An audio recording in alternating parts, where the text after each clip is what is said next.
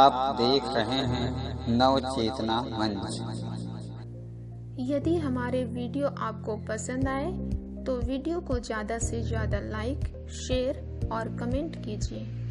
और यदि आप हमारे चैनल में नए हैं तो चैनल को सब्सक्राइब कीजिए, बेल आइकन बटन को ज़रूर दबाइए, जिससे आने वाली नई वीडियो का नोटिफिकेशन आपको पहले मिले।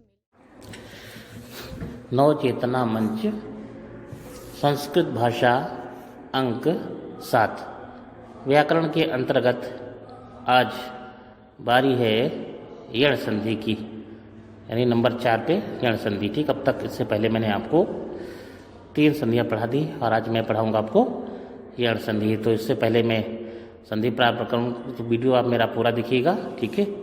यदि आप नए श्रोता या दर्शक हैं तो आप जो है उसको हमारे चैनल को सब्सक्राइब करें और वीडियो हमारे क्रम से सब देखें, तभी आपको फ़ायदा रहेगा, नहीं तो फिर कोई फ़ायदा नहीं होने वाला, ठीक है। तो मैंने अब तक 3 संधियाँ पढ़ाई हैं, उनके सबके मैंने लक्षण बताए हैं, आपको उदाहरण बताए हैं।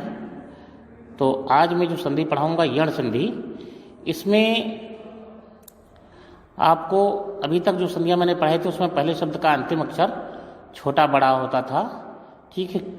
तो दीर्घ संधि का भी छोटा बड़ा था, लेकिन उसमें जब बड़ी बड़ा हो दीर्घ बनती तब थोड़ा स्थिति अलग थी, लेकिन पहले जरूर शब्द का अंतिम अक्षर छोटा बड़ा ही था। गुण में भी ऐसे ही था, वृद्ध में भी था, इसलिए वृद्ध को मैंने पहले कराया। आज मैं जो संधि कराने जा रहा हूँ उसकी स्थिति अलग है, उसमें पहले शब्द का अंतिम अक्षर छोटा आ या बड़ा आ नहीं होगा, ठीक है। तो पहले शब्द का अंतिम अक्षर होगा छोटा आ, छोटा बड़ा ना के, यानी छोटी ई या बड़ी ई होगी। तो छोटी ई, बड़ी ई, छोटा ओ, बड़ा ओ, री लिरी, यहाँ तक बारी है आपकी, ठीक है, इस क्रम में पहले शब्द का अंतिम। लेकिन ध्यान रहे कि जब दूसरे शब्द का पहला अक्षर होगा तब छोटी बड़ी नहीं होगा, ठीक है।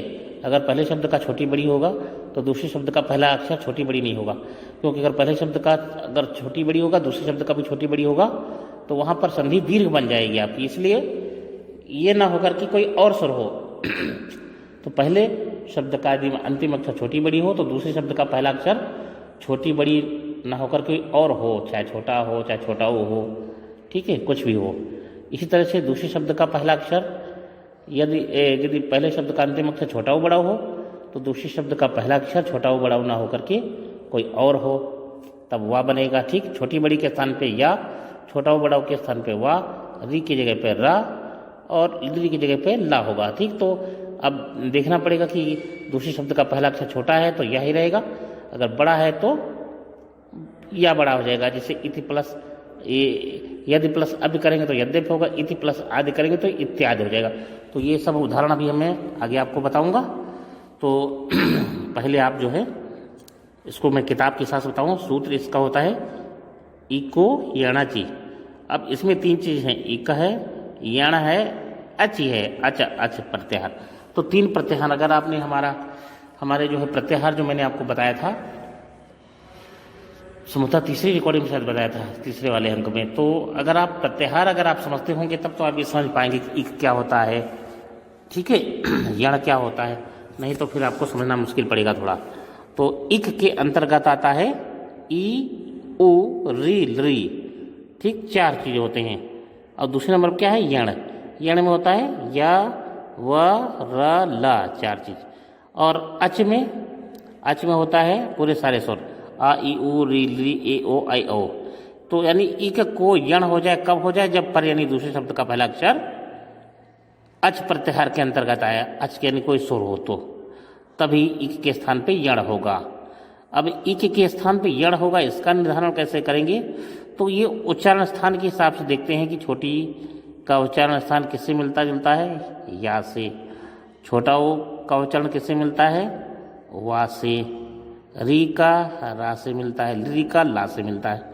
तो हम ये इनके स्थान पे क्रम से रखेंगे। अब हम किताब के साथ आपको पढ़ाते हैं कोई अड़चन, ठीक है। तो फिर बाद में बताएंगे। यदि ह्रस्व या दीर्घ ई, तो ह्रस्व वैसे होती ही है, उसको अगर डबल कर देंगे तो दीर्घ री बन जाती है। तो संस्कृत में होती एक ही ई है, तो उसको हम जब डबल कर देंगे तो बड़ी बन जाएगी, ठीक। इस तरह छोटा ऊ होता है, ह्रस्व होता है, उसको अगर डबल कर देंगे तो दीर्घ ऊ बन जाता है, ठीक।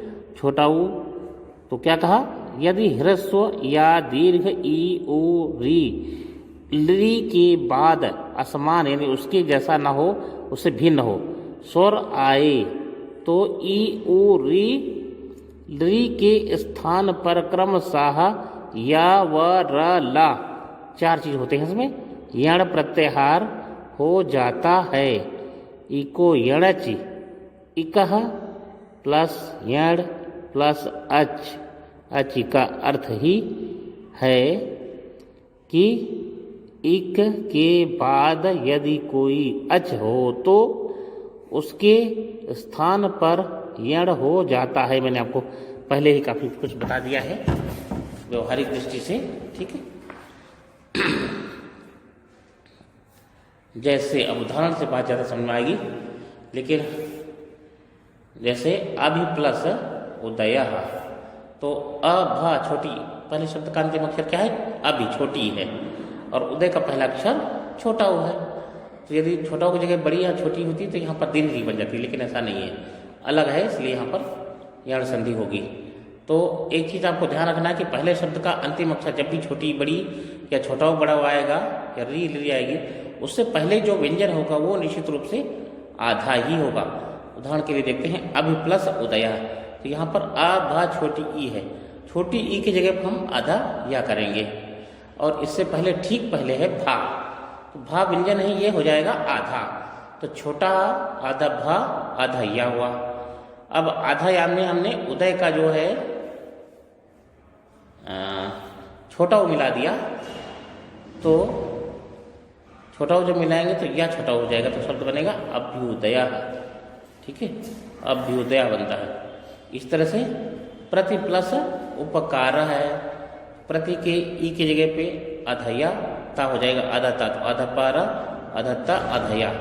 अब उपकारा का जो छोटा ऊ है वो आधा या में मिला देंगे तो या छोटा ऊ बनेगा, तो शब्द बनेगा प्रत्युपकार, ठीक है।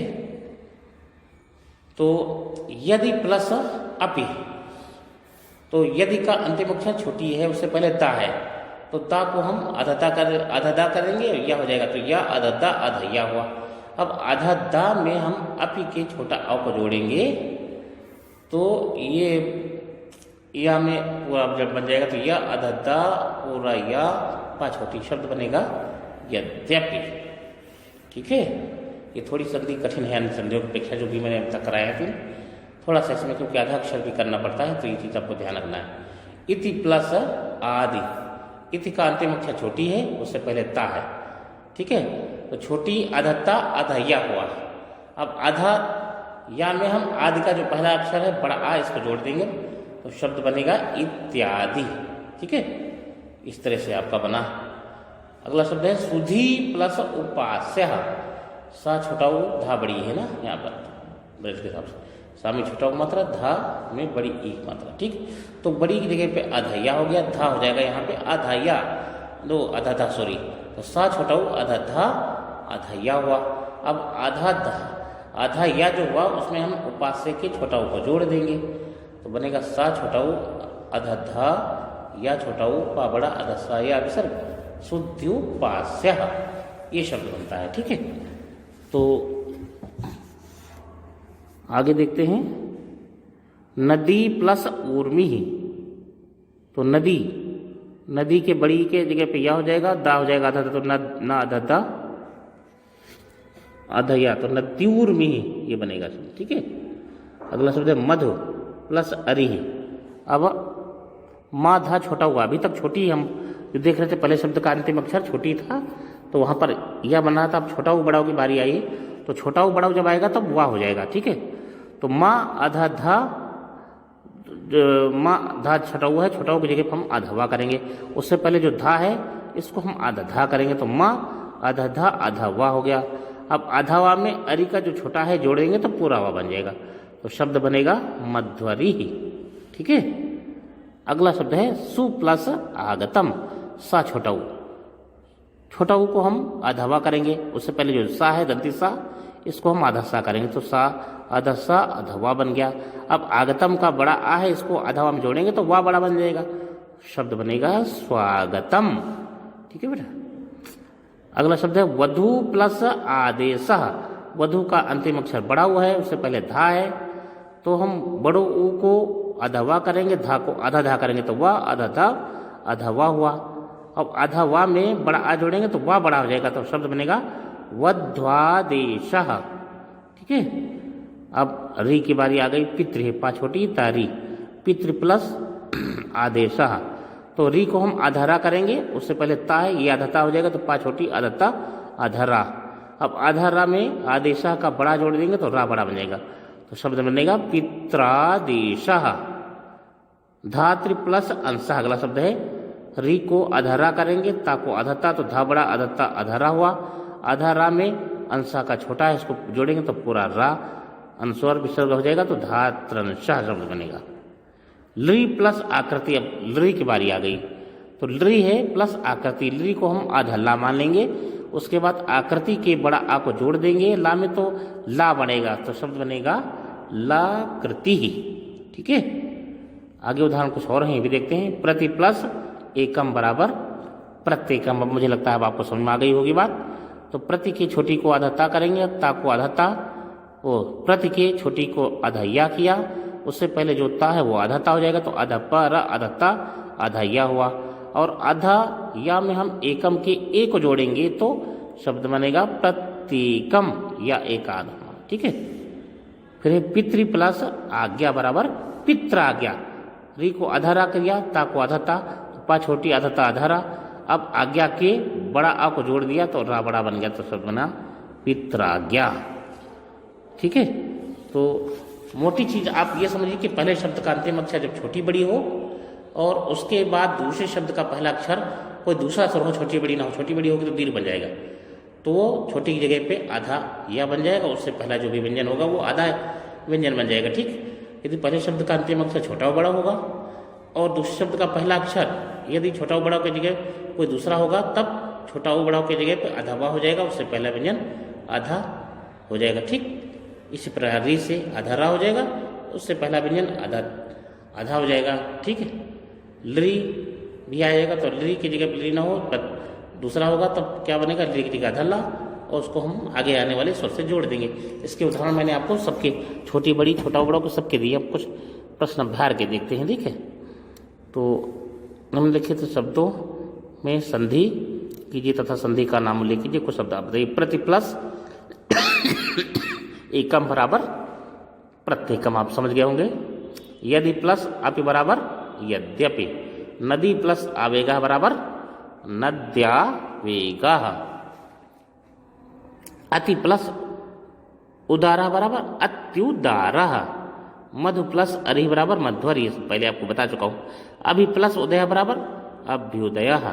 इति प्लस एकम बराबर इत्येकम। सुधि प्लस आगमनम बराबर शुद्ध्यागमनम। हरि प्लस आज्ञा बराबर हर्याज्ञा। हरि प्लस आज्ञा बराबर हर्याज्ञा। ठीक है। पितृ प्लस आज्ञा बराबर पित्राज्ञा। यदि प्लस एकम बराबर यद्येकम। अति प्लस आचारा बराबर अत्याचारा। अब कुछ है निम्नलिखित शब्दों में संधि विच्छेद कीजिए तथा संधि का नाम उल्लेख कीजिए। ठीक है। पहला शब्द है यद्यपि, तो यदि प्लस अपि होगा इसका।